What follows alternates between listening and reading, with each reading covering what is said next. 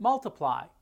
The quantity 8a cubed plus 3 all squared.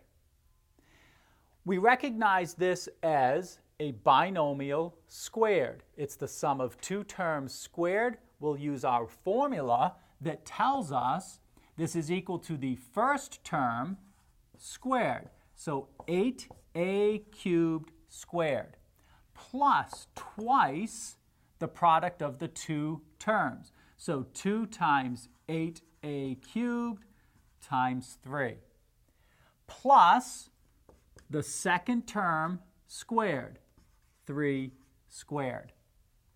Simplifying, we have 8a cubed squared, so 8 squared is 64.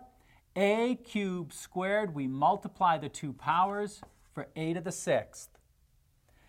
We have 2 times 8 times 3, which is 48 as the coefficient of the middle term, and the variable is a cubed.